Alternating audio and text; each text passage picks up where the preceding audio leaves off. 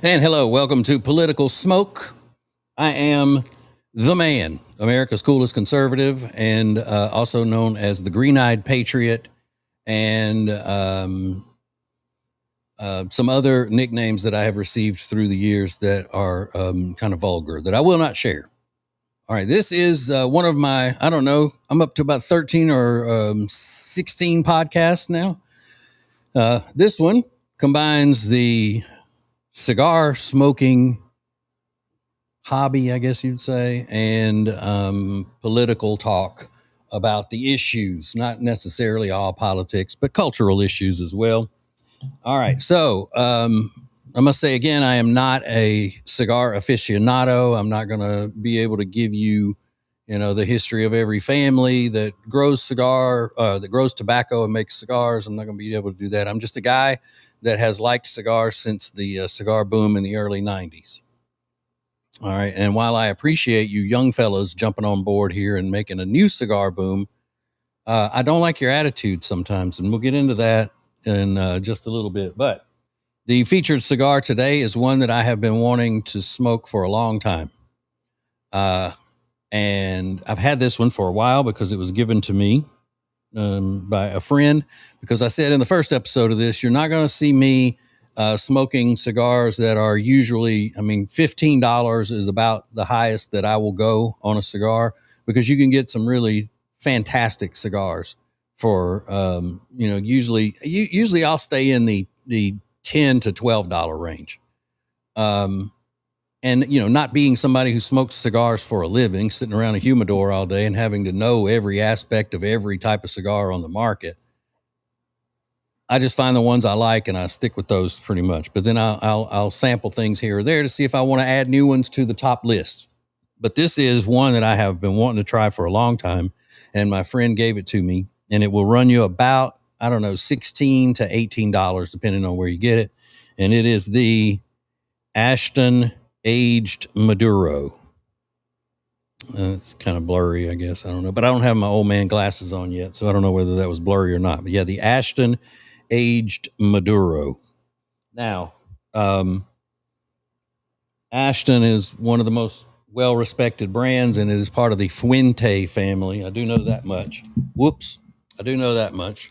So old man glasses on here. I'm going to tell you what the Ashton Aged Maduro is supposed to be like. Okay. Wait, I've got it on my computer. Look at this.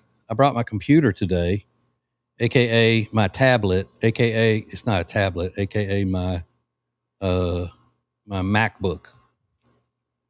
All right. The aged Ashton Maduro, according to the AI, is a highly rated mild to medium-bodied premium cigar handcrafted in the Dominican Republic at the legendary Fuente factory.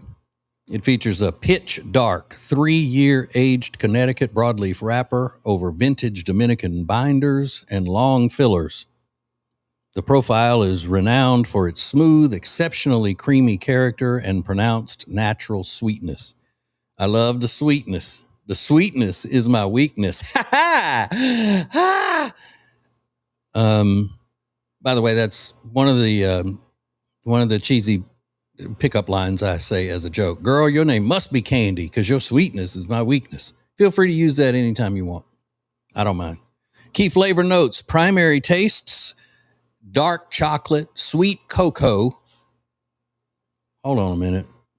How you going to tell the difference between dark chocolate and sweet cocoa in a cigar? In smoke, how are you going to taste it? But they're the professionals. They're the experts. So I'll go with it. All right. So dark chocolate, sweet cocoa, rich molasses, and creamy maple.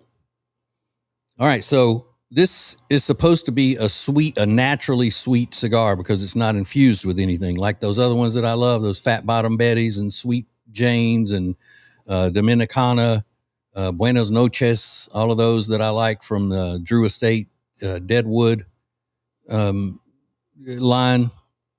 This is supposed to be natural sweetness from the aging and fermenting of the tobacco. Mainly, I think the wrapper is where that comes from. All right, secondary notes: roasted almonds, subtle cinnamon, and delicate touches of black pepper on the finish. All right. We'll see.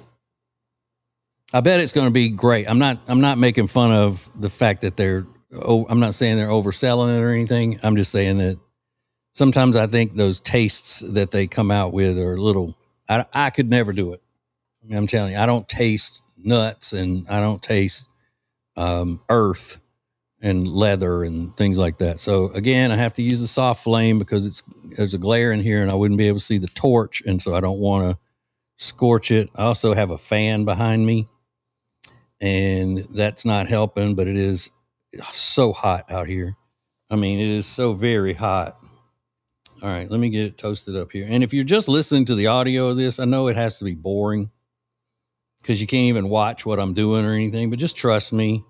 I'll get to the stuff that if you're just listening to the audio, you don't care about cigars, all you want to know about is my opinion on the issues. Maybe I go this way, it would be better. I'm going to put it right up here.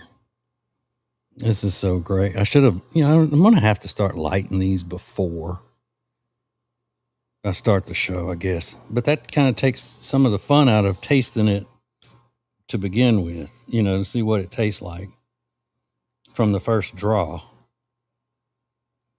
And I know people criticize about how I do this and everybody's got their way. And I'm sure I'm not doing it perfectly, but get out of people's business. That's part of being a cigar smoker. You're not supposed to criticize other people.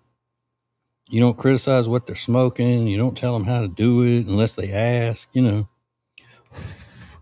that whole thing. Now I may have to touch it up, but I'm going to go ahead and light it because I got a show to go here. All right, here we go.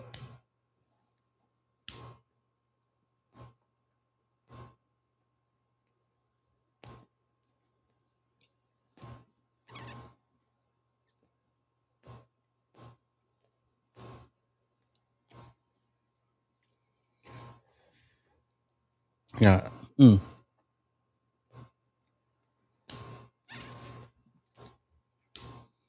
Got to get it right there. All right. It's not an even light, and I'm embarrassed, but I got the wind going against me here. All right, so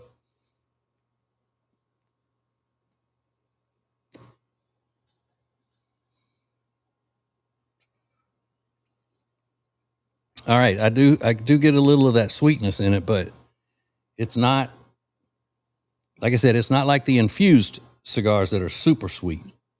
But it's good. This is good. And I knew it would be because I've never had an Ashton that wasn't good. Usually, though, they're more mild. The ones that I've had. Well, no, I've only had the mild ones. The classics.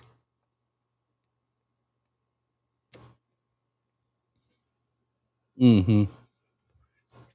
Yeah. And I taste that peppery on it. I taste the pepper. I actually should have killed that fan behind me before I started trying to light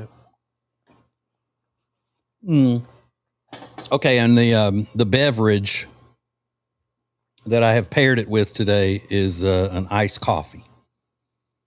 An iced coffee. That's people have a debate about whether you're supposed to say ice coffee or ice tea or iced tea.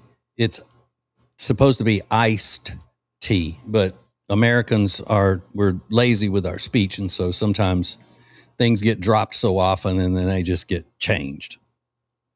Oh, it's acceptable now just to say iced tea, but it's originally supposed to be iced tea. Okay. Mm-hmm.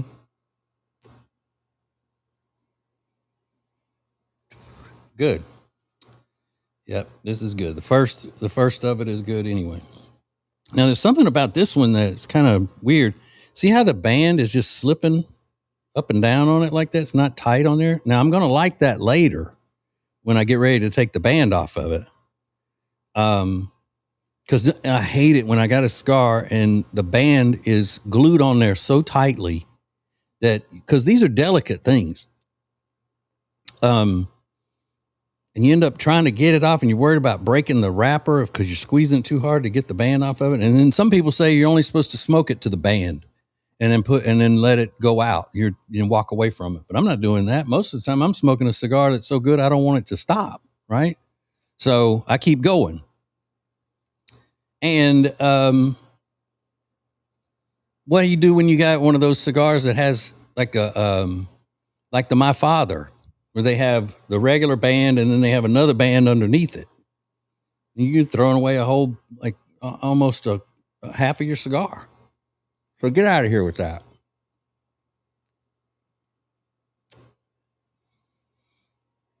Don't be stupid. Which, by the way, I forgot to tell you, this is the sizes are numbers. So this is a number 56. And it is 6 by 56. So 6 inches long with a 56-inch ring gauge. Well, I'm not a 56-inch, but a 56 ring gauge. So I think you would probably call it a double Corona. So it's a big boy. Like me. Okay. So the important things going on in the world are actually, they may not even be important. They're just things that are, the top of the news that I find interesting. So I don't watch the NBA. I'm not a basketball fan. The NBA, I can't relate to it because of the lack of diversity. There are not enough people who look like me who play in the NFL. So I don't know what's going on. I can't watch and determine. I have no relation to it at all. I can't even imagine myself out there. I can't keep up with what's going on. I don't understand the game because there's nobody really that looks like me playing it. So how would I be able to understand what's even going on out there? All right. It's not for me, obviously. So I don't watch basketball. I'm being sarcastic and making a point with that, as you know. But I'm not being sarcastic about not liking basketball. I'm just saying it's not diverse enough for me and all that stuff to make a point. But the New York Knicks and the San Antonio Spurs, and the New York Knicks team has not been has not won a championship since the 70s or something. And now it looks like they are ahead, but it looks like they're probably going to win. And these people, these New Yorkers, acting like completely uncivilized cave people. I mean, they just are insane, running around, tearing up the city, screaming, yelling. I mean, they just don't know how to act. And I'm not talking about one particular race. I'm talking about New Yorkers in general. They act a fool. And I was on a conference, a Zoom thing yesterday with some people. And one of the guys is from LA. One he grew up in Manhattan, and he lives up there now. One was a lady from Connecticut, and I'm not sure where the other lady was from. I think she's normal, so she's Southern the way I am. And they were talking about it. And I said, but they're not representing your people very well to the New York guys, because they're just acting like idiots. The townsfolk. And so the LA guy spoke up, and he goes, well, I get it. Cause I mean, I don't think we had a championship where we didn't burn car. Cause the New York guy goes, at least they're not, setting fires, burning cars and things like that. Is that the bar? Is that okay? Well, at least we're not burning up people's cars and killing each other in the street about a basketball game. So we're doing well. What are you? So I said, well, all y'all are doing is just proving the fact that if you are not Southern in these types of situations, you don't know how to act. They didn't like that very much. But just like with everything else, when you got all these fans out and they're causing havoc in the streets and they're just, reveling and all this, and they're out there because they're basketball fans and they're glad their basketball team is doing well. There is always going to be people there will always be people who come out and try to join in order to get their ridiculous pet project some attention. So I saw a video this morning of a bunch of New York Knicks fans jumping on a taxi cab and jumping on, kicking out the windows, denting up the roof, just destroying this cab. Why, I have no idea. And waving the Palestinian flag. We'll go to UPS, man. Waving the Palestinian flag. Free Palestine.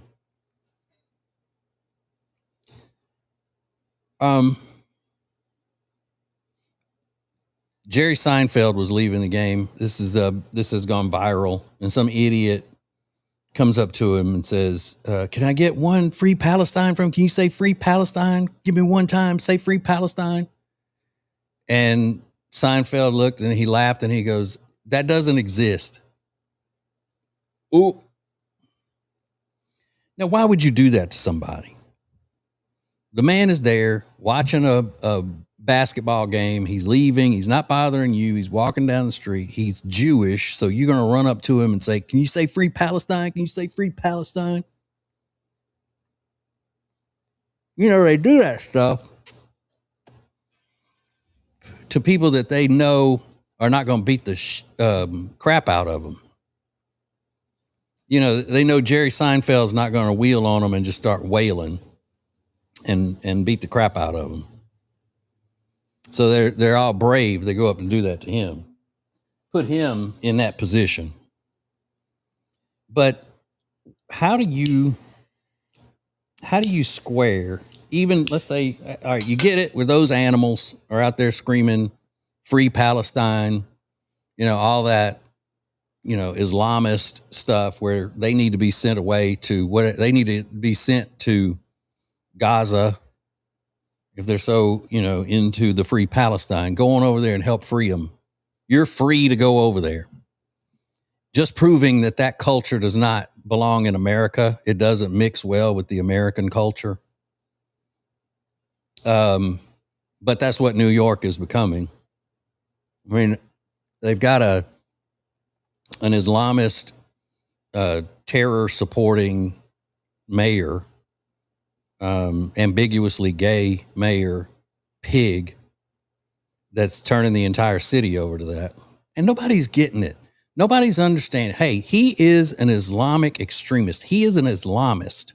He wants the country. He's part of that crowd we see on the internet all the time. It says, we are here to take over America. America will become Sharia. America will become a Muslim country. You've already lost. We're here. We're going to do it. He's part of that crowd. So they hate everything that is not Islam, Muslim. They hate everything. So when everybody is so on edge and ready to make a race issue out of something, why has nobody said, hey,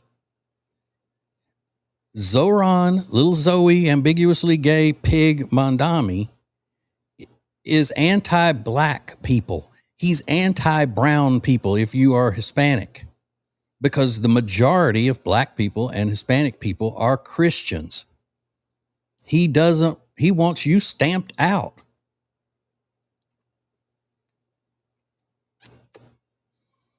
So why do you buy all that BS?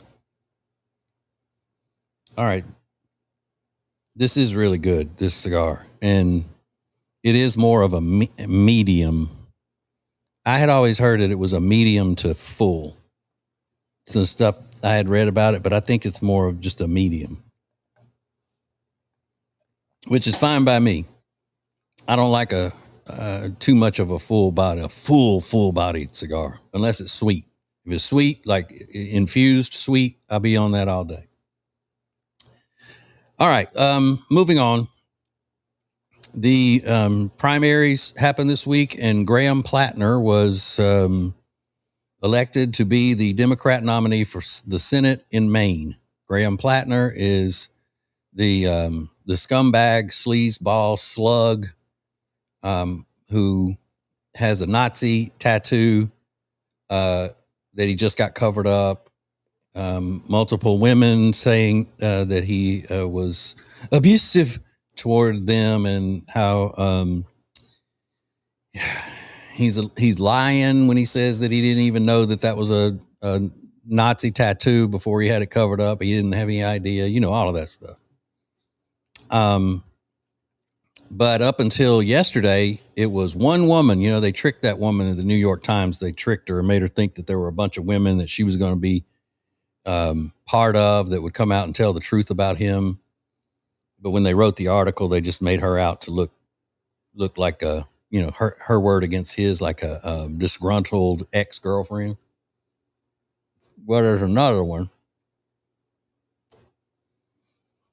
The thing that how they dismissed the first one was that she's a Republican and she's worked on Republican campaigns. She's also worked on liberal campaigns, and her entire family, everybody in her family is a liberal. They didn't say that. But this one is a full-fledged left-wing, admitted left-wing liberal. And she says the same thing, that he was rough with her. He was an ass. And that he was, he joked about his Nazi tattoo. And she says she's got the text messages to prove that he knew that was a Nazi tattoo and he thought it was funny. All of that. But the people of Maine, the Democrats, elected him anyway to be their representative. And all these left-wing politicians, office holders, senators like Elizabeth Warren and Bernie Sanders worried about people living paycheck to paycheck. But now Graham Plattner is the man to fight. He is there to fight against the oligarchs and the billionaires who are keeping these people living paycheck to paycheck with no health care. So they're buddies because they're both communists. And let's see.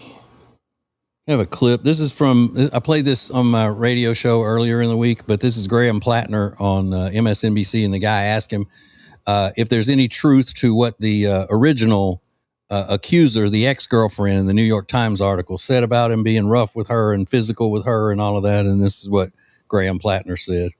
Did not.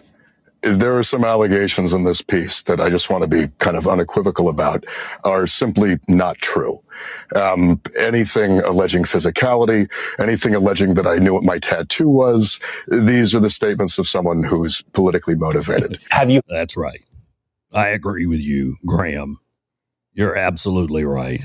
How can you expect a man to get a tattoo and wear it around for 18 years and know what it means? And anything that she says, the fact that I knew what my tattoo was, that's a lie. I mean, you could go up to anybody with a tattoo, no matter how long they've had it, and you can ask them, what is your tattoo? And they'll look at it and say, I have no idea. I have no idea what it means. I mean, pick any fat chick that just got off of a mechanical bull and her shirt's has ridden up in the back, and she's got that butterfly tramp stamp. And you ask her, what is that tattoo? She'll say, I have no idea. I have no idea. Nobody knows what their tattoos mean until later in life. Somebody may have to tell them. Somebody can interpret their tattoo. I never had a tattoo interpreter to tell me that I had the Nazi death symbol on my chest for 18 years.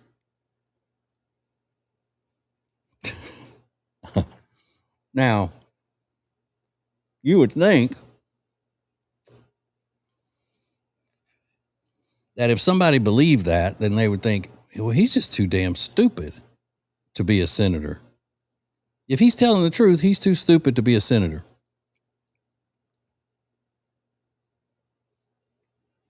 Now there's this other woman that comes out, and I don't know what he's saying about what her allegations are. You know, I know that these women are going to come out because they're just trying to bring me down because because they are dead set against what work I can do to make things affordable and give working class people a chance. I'm a working class person, and all working class people like myself, I grew up meager means. The prep school I attended throughout my youth was only $70,000 a year tuition. So we were, as Bernie Sanders would say, we were living paycheck to paycheck. And I'm an oyster farmer. I'm out there working. I'm an oyster farmer. However, the only client I have is my mom. My mom's restaurant buys my oysters. I'm her personal oyster farmer. But I'm poor as a church mouse. I'm out here working and sweating every day for what I've got. Now, the allegation that the first woman said, where I told her that if some guy ever broke into my home, I would rape him. I wouldn't kill him first. I would rape him. Now, that was true. I did say that. And I did say, I said I would rape a guy who came into the house to break in, to show dominance, of course, not in a homosexual way, not because I would receive any pleasure from that. I guess if I were to rape an intruder, I would have to have a certain degree of arousal, to actually be able to do it. But other than that, once the quote unquote was, what, I don't want to get into too much detail, but I wouldn't enjoy it. Even though I said I would enjoy it, but not from a standpoint of physical enjoyment, more of enjoyment of just, saying, don't mess with me. And these people, these Democrats, are making so many excuses for him, which just comes down to the fact that everything that they say, every time a Republican says something that they, fall onto the fainting couch and the pearl clutching, and racist, sexist. None of that means anything. They don't care about people. They don't care about these women. If a woman accuses one of theirs of something heinous, they will make excuses. Look what they did to the people, the women who came out against Bill Clinton and said that he had done them wrong. George Stephanopoulos ruined their lives. George Stephanopoulos, your little non-biased ABC reporter fella, he worked for the Clintons. And some of you young people don't realize that he was the leader of the Bill Clinton. They called it something like the bimbo, handled the bimbo eruptions or something like that. He was the one that would come up with all of these things, and James Carville would go out and say these nasty things about these women and just try to ruin them. And the feminists were right along with it. Oh, he's one of us. So you can't believe anything that any of those people say. And whenever they start acting all offended about something, then they're not. They're just psychos is what they are. And these stupid people in Maine, I saw them interviewed. You still going to vote for Graham Plattner? And they make these excuses for him and everything. They just look like old dirty liberals. And they're rich people. They're just running around, no makeup, stringy gray hair, like an old retired college professor. They just, they have the look, and they're awful. If you vote for that guy with all of the things you know about him, then you're a disgusting person.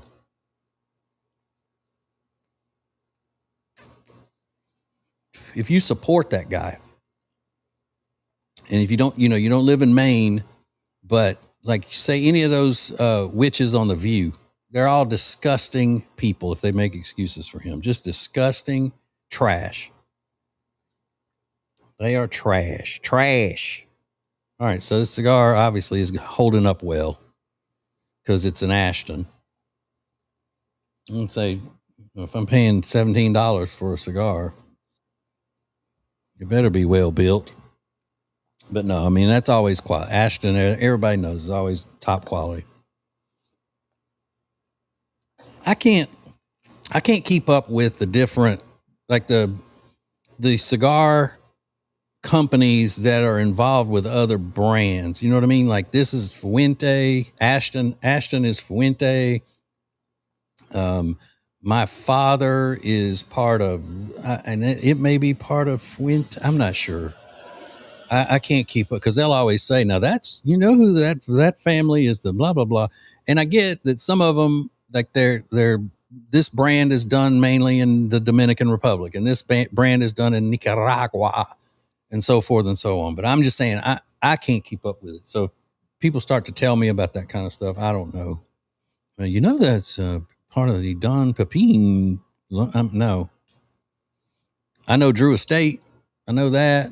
I know the different things under the Drew Estate line. Okay, so a little showbiz news for you here. No, it's not gossip. So, I don't do that kind of stuff. But actress Millie Bobby Brown has made the news and gone viral because evidently there was a picture shown of her and her husband out shopping. Her husband is Jake Bon Jovi, who is, I'm not mistaken, that's John Bon Jovi's son. And they were in an uproar, the people were, because she was carrying all the bags and their baby. And they're saying he should have been helping her and, whatever. Divorce him. You know how people online are. Divorce him. Like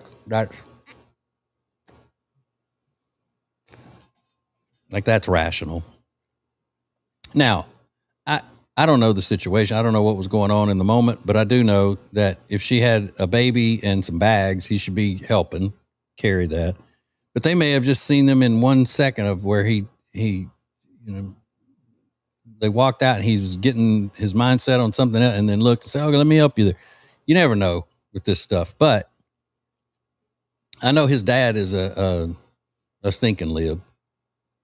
And I'm guessing that she is too, being in show business and all that. But she said something. She was on that Kylie Kelsey's podcast, who's Travis Kelsey's wife. And they're big libs as well. Just thought I'd throw that out there.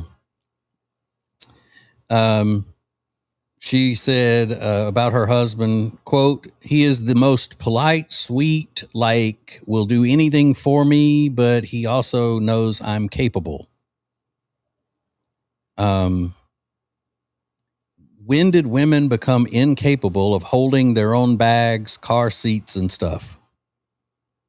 We're all about empowering girls and like, you got it. You don't need a man. But then when I'm like, I can carry my own things, people are like, where is your husband? And I'm like, I can also do it on my own.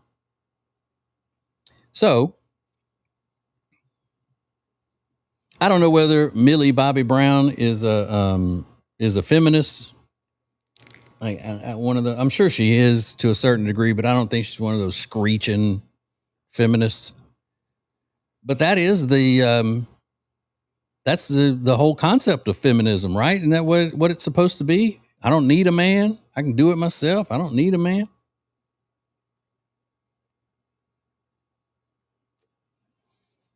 And that is,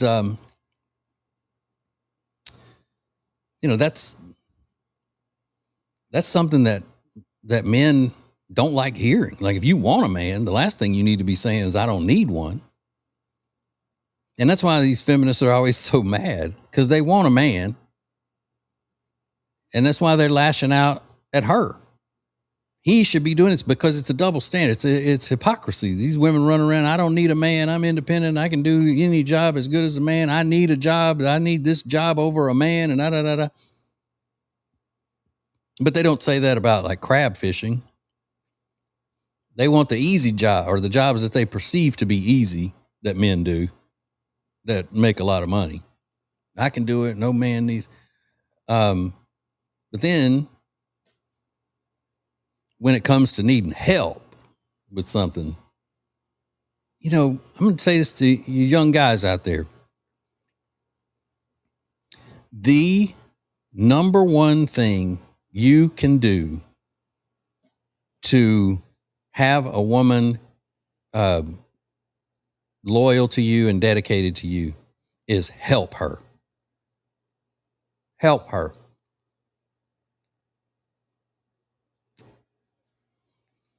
So many women, you know, if you follow that love language stuff, their love language is acts of service. That's why that old adage of, you know, that you know, nothing's sexier than a man doing dishes. My husband, when I see him doing dishes, that turns me on better than anybody. No, it doesn't. No, it doesn't. You're not looking at your man washing dishes and thinking he's so sexy, I got to have him right now. You're just not. You like to see him doing it. It makes you feel special when he's doing it, but he's not, you know, it's not the same. You got your husband and he's over there doing the dishes. And then you have somebody like, I don't know, David Beckham walk in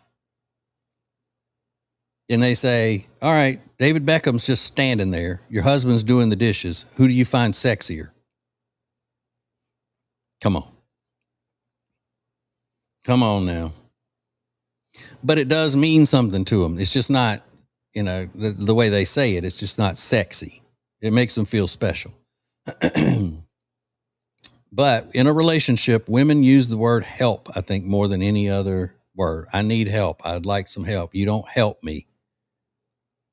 Not saying that men are, you know, falsely accused of not helping women. You should. I mean, it should be a give and take thing. But the difference is that in our society, the way our society demonizes men is that men are supposed to help. Women are supposed to do what they do that's important. But the difference is that men are supposed to always let women know they appreciate what they do. Women are taught the opposite through feminism.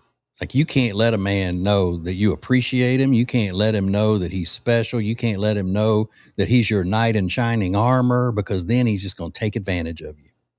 See, that's the difference. That's where I have a problem with it.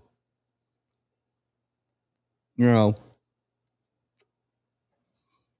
because I in no way believe in, or am I with my wife that way of just like a woman's supposed to do everything. And my wife does most things. I mean, my wife is, I mean, it's almost annoying, all of the stuff that my wife does. She's a go-getter. She's a type A personality. She is the type that she can do stuff that she doesn't need my help doing. Like fixing electronics and things like that. She's better at than I am and all that. But the difference is that she doesn't do it and then say, I don't need you.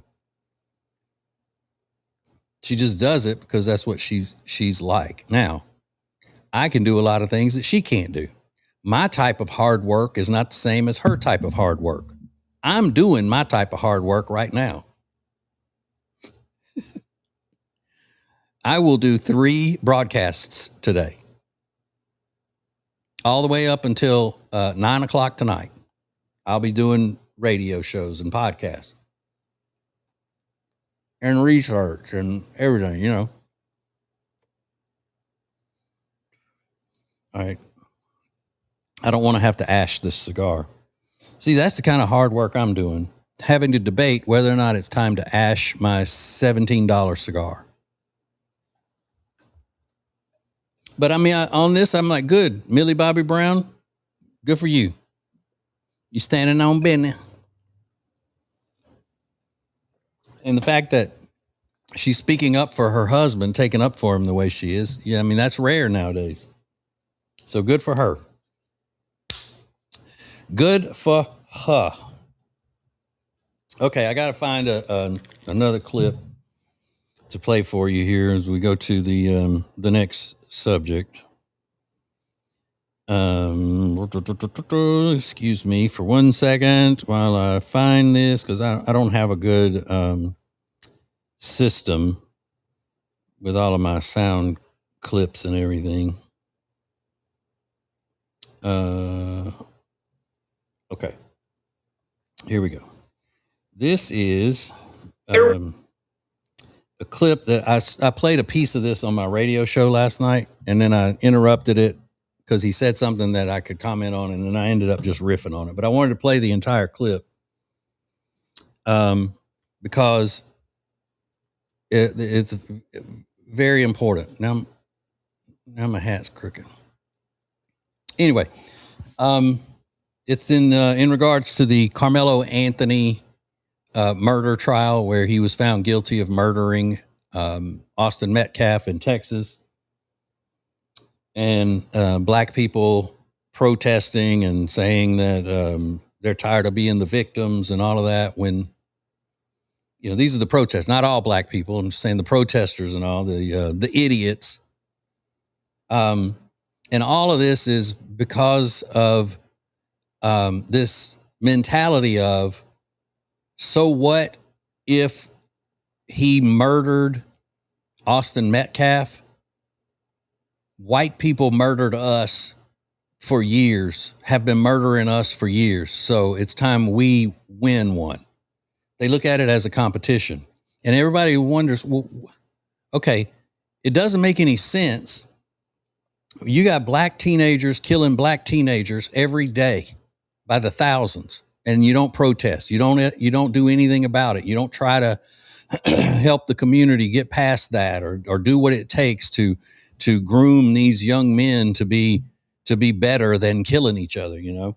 But if it comes down to a situation where a black kid kills a white kid, then you want to stand up and say he better be able to get away with it after all we've been through. Right? And that's just asinine. They're stupid. In 2026, and the people that are standing up saying that are in their 20s and 30s.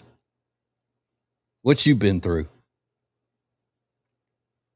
So this is a guy who, he's doing a podcast. I don't know who he is, but he's talking about how even if you have white friends, they don't understand and they don't take care of you the way they should, or some kind of nonsense like that.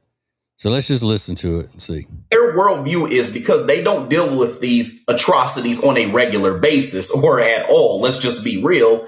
They are very indifferent and sometimes passive aggressive when you express that you've experienced these types of things. Okay. So this is, you know, where I got last night. What atrocities? So you're talking about all these atrocities that you experience, and you're telling your white friends about it. You're telling your white friends that you go through atrocities at the hands of white people. And they say, what atrocities? What are you talking about? Then that's offensive because they're being indifferent and passive aggressive about it. No, you're being angry about something that isn't happening, and you've been asked to prove that it's not happening, instead of somebody just taking you and your emotions and coddling you. That's the problem. All right, here we go. Awkward situation for them. So now their awkwardness has now been more of a centerpiece than what is actually happening to you in real time. And they tend to give you passive aggressive advice, and bad advice at that, based off of them being racially ignorant and showing their white privilege. So let me explain what I mean by that. You know, one thing that's a big deal for a lot of black people is not going into a lot of these rural areas. Like, you know, as a black person, when you go somewhere and you like, this place just feels racist. And then you hear these stories about black people who come up missing. You hear about sundown towns. You hear about a lot of these. All right. When's the last time you heard a news story about black people who come up missing because they've gone into a rural area? When's the last time you've heard that black people are disappearing in sundown towns?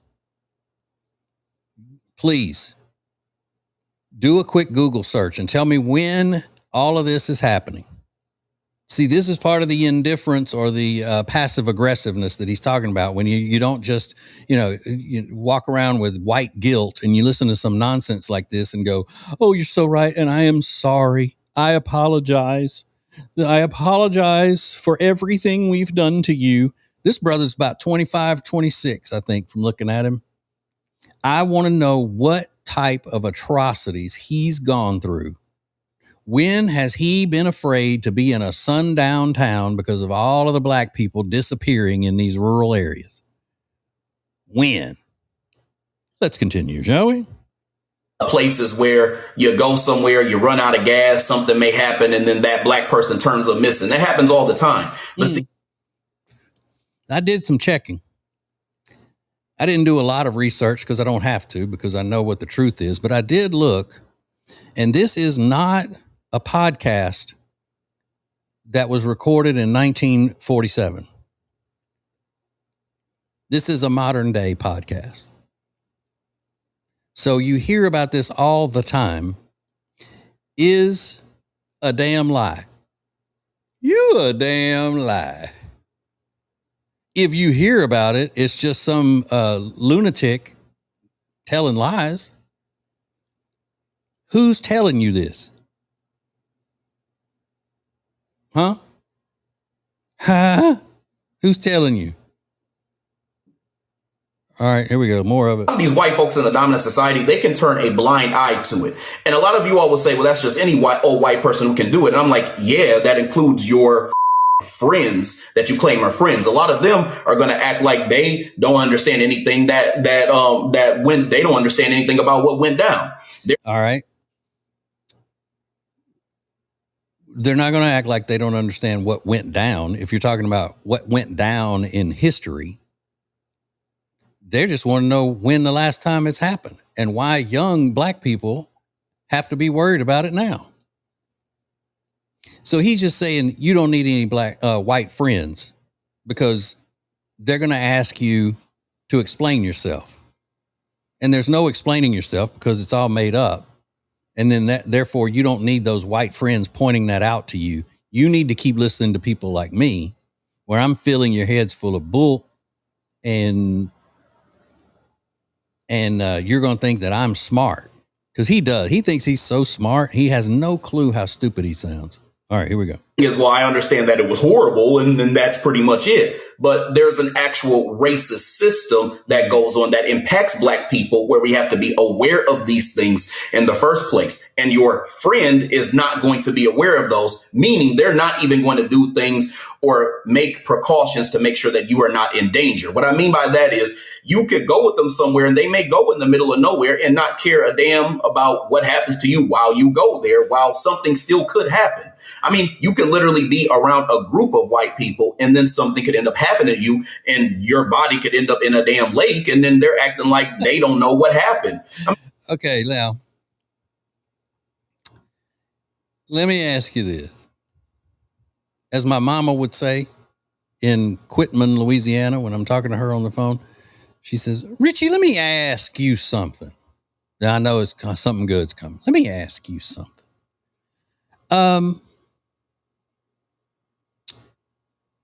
Who do you think would be safer from physical harm?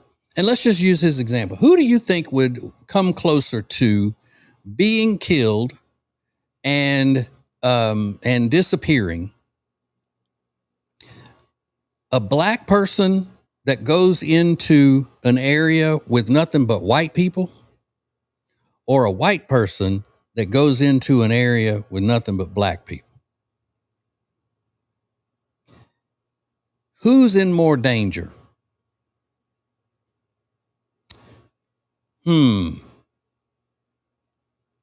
Now, I'm not saying that a white person going into an area or in a situation where there's nothing but black people is always dangerous. It can be some of the most fun. I've been that person. It could be a great time with great people.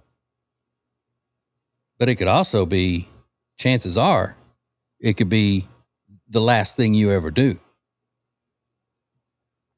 Who sends warnings to people on social media and on the news even? Don't be coming in here or you might not make it out. Black people or white people? When's the last time you've seen a white person stand and speak into a camera and say, black people better not come out here. If you want to live, you want your family to see you again, you better not come here. Who's more territorial? Huh? We all know the answer to that. And you know, this is the thing. One of the things that bothers me the most is that when you have this type of thinking, and this thinking comes from propaganda from the Communist Democrat Party, you squash the opportunity for some of the greatest relationships that could ever be. If black people didn't always have driven into their minds by the Democrats and race hustlers that white people and their whiteness are out to get them, and that every problem you have in your life, you're not a multi-millionaire with everything you could ever imagine at your feet, is all because of white people and how they've taken it from us and all this stuff. If that were to cease and people just took a person by the way they act and the way they treat them, this would be such a better country.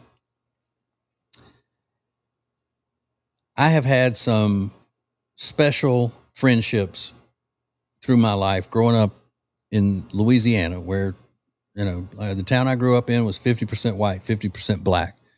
And I have some friendships from my childhood that I still talk about to this day as being special to me with black people. And when I hear stuff like this, I hear people who are ruining that opportunity for the next generation. The Democrats don't want white people and black people living together in harmony and getting along because they have to divide people and group them so they can control them. And make no mistake about it, this guy is completely controlled by the poison of the Communist Party. Because there's no way he's experienced any of this stuff. There's no way at his age that he's seen other people, black people, disappearing when they go visit their white friends. It's just not happening. And the way they combat that is they would listen to what I'm saying and say, there's no proof of that. That's not happening. And they go, okay, well, you just don't understand because you're blinded by your whiteness and white supremacy. You don't know what we go through. No, I know that I'm looking at the news every minute of every day. And if black people were disappearing in white neighborhoods, I think it would be covered. I think it would be an issue.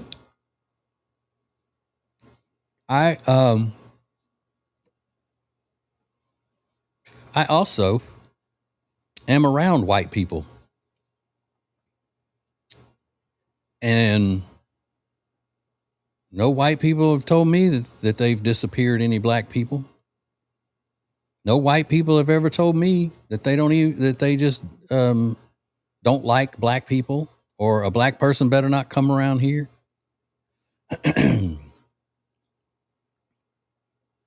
As a matter of fact,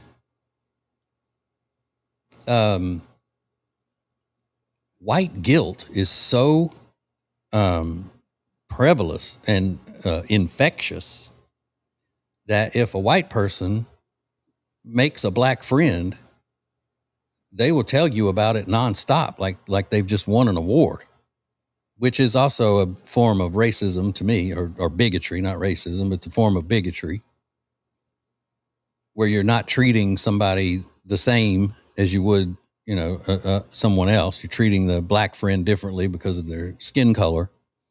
And it's to, tell everybody, look, I'm not racist. I'm not racist. I have a black friend. Oh, this is my black friend. I was telling my black friend this. And I was telling John, John, he's my black friend. Like they'll throw that out there. But if they mention John and then you go, oh, is that your black friend? Well, yeah, he happens to be black. Yes. Okay, whatever. But the point is,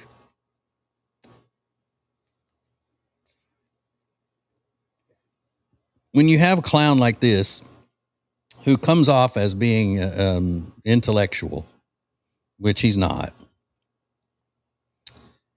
other people listen to him and he's just a propagandist. Now, whether he's intending to be a propagandist, like Jasmine Crockett or Al Sharpton or any of those race hustlers, Jamal Bryant, the fake pastor, he's in my book, he's a fake pastor in Atlanta, or any of those, or whether he just really believes this, he's way off base and not smart.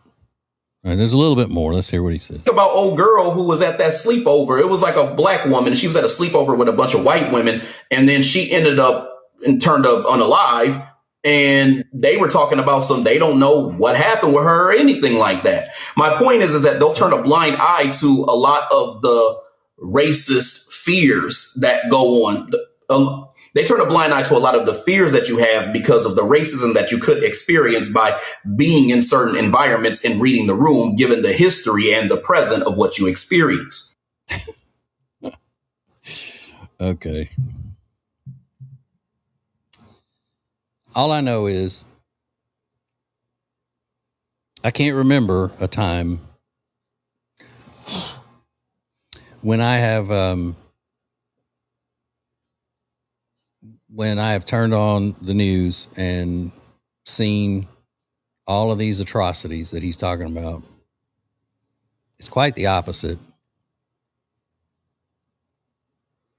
And you can look up the crime statistics. It is far, far, far more likely that a white person is killed by a black person than the other way around. As a matter of fact, I have the statistics here somewhere on my little computer, and I'll give them to you.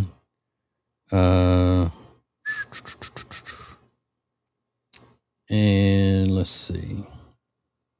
But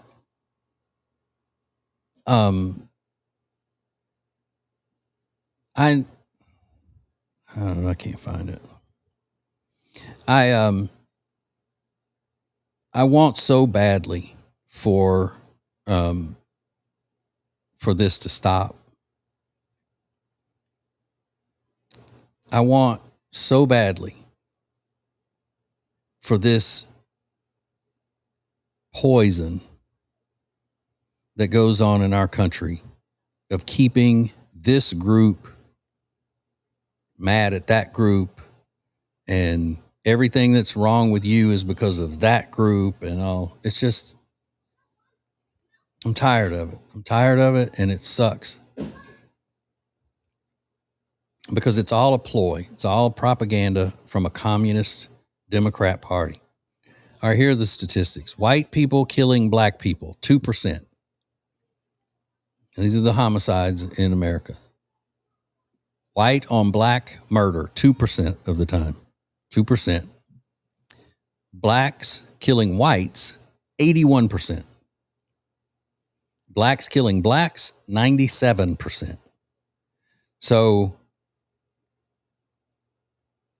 for you to run around and talk about how dangerous it is for black people at the hands of white people, you're just wrong. And you're either wrong because you're dishonest, or you're wrong because you're stupid and gullible. You could be just gullible. This guy's stupid if he really believes what he's saying. Other people could just be gullible and believe people like him.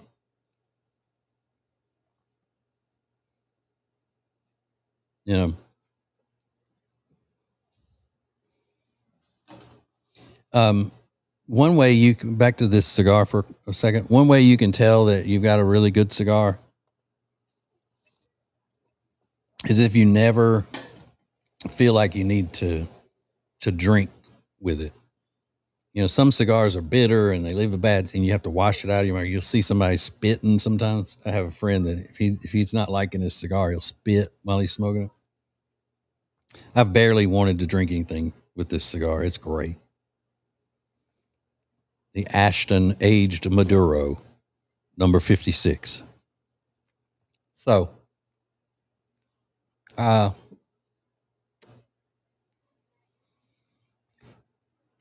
you know where in 2026 right now you can see racial harmony in small doses? It's at a cigar lounge. I haven't been to a cigar lounge that was all white or, you know, where you feel like you go in, that's just a place for white people or whatever. It's quite the opposite. There are a lot of black people at cigar bars, and there are a lot of white people at a cigar bar. And people sit down and they have something in common. And it is a place where there are mostly unwritten rules of decorum. And people follow it. People are there because they have an interest in this. This is a craft that was created for the enjoyment of people who want to connect with other people, or with people who want to relax or just enjoy an hour of solitude or pleasure. It's almost, you know, like somebody with an old recipe that was handed down through their family. And every time you cook this dish, people just sit and that's all they do is they enjoy this food. It's what this is about. And every time I go into a cigar bar, there are people there having conversations, and they're not talking about radical issues. They're not talking about, you know, heated topics or anything like that.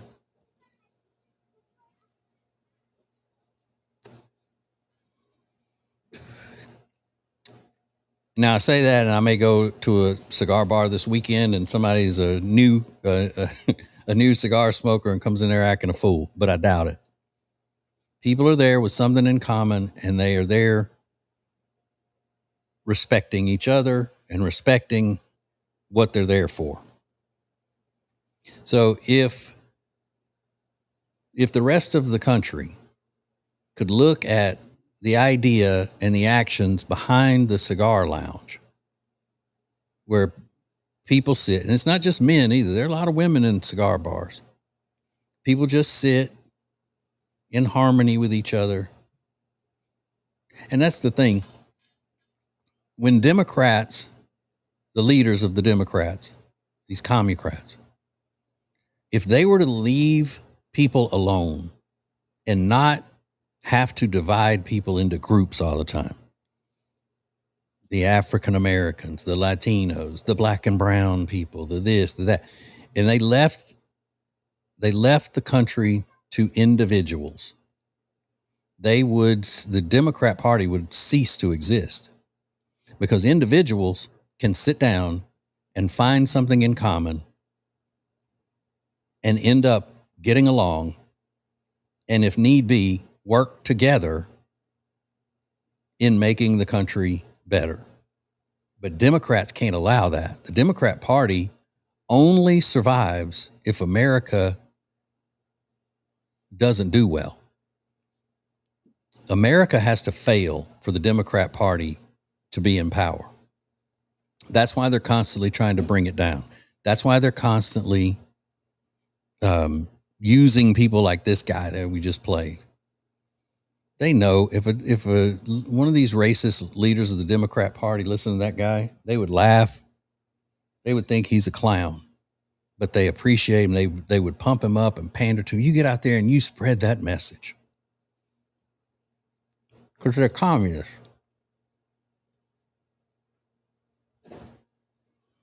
Communists cannot thrive through the power of the individual.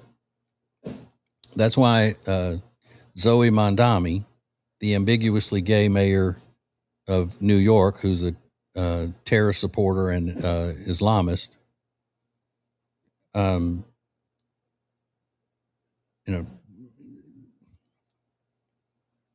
that's why he does the kind of crap that he does. I'm sorry, I got distracted. I thought my neighbor was trying to say something to him. But if you put individuals together, nobody comes in with any chip on their shoulder about, I'm tired of black people doing this. I'm tired of white people doing that. Black fatigue, white fatigue, all of this. You just take them as a person. How are you? What do you do for a living? But I don't see it happening anytime soon because of people like that and people like these so-called blacktivists who are making death threats to Austin Metcalf's family now, and some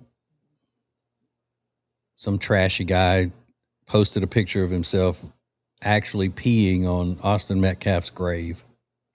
Why? What did he do wrong? He got murdered by a black kid.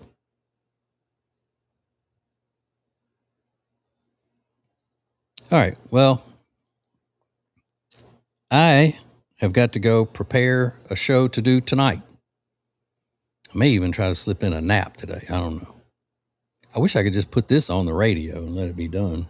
Anyway, you can follow all of my podcasts. You can do all of the stuff. Follow me on social media and all that at tjritchie.com. Just go there and it'll tell you how to do it all. tjritchie.com. And you could also get everything up to date on the TJ Riggins Show and all the podcasts from there. So thank you very much for watching and listening. I will talk to you later. All right.